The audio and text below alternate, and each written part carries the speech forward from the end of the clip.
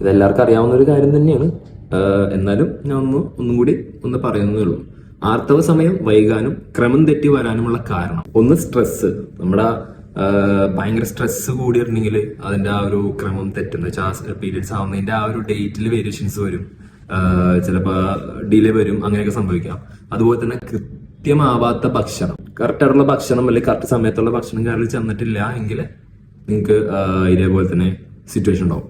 പിന്നെ പെട്ടെന്നുള്ള തടി കുറക്കാൻ വേണ്ടി എന്താ പറയുക, പെട്ടെന്ന് തടി കുറക്കാൻ വേണ്ടി ഭക്ഷണം കഴിക്കാതിരിക്കലും മറ്റത് മറിച്ചിലും അല്ലെങ്കിൽ ഭയങ്കര ഒരു ഡയറ്റും കാര്യങ്ങളൊക്കെ, അല്ലെങ്കിൽ ഡയറ്റ് എന്നല്ല പട്ടിണി കെടുക്കുക എന്നൊക്കെ ഉള്ള സിറ്റുവേഷൻ വരുമ്പോഴും നമ്മുടെ ഡിലേ വരും.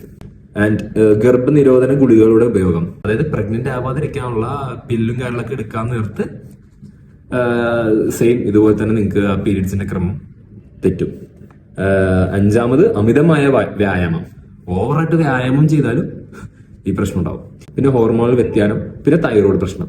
അപ്പൊ ഈ 7 കാര്യങ്ങളാണ് ആർത്തവ സമയം വൈകാനും ക്രമം തെറ്റി വരാനുമുള്ള കാരണങ്ങൾ.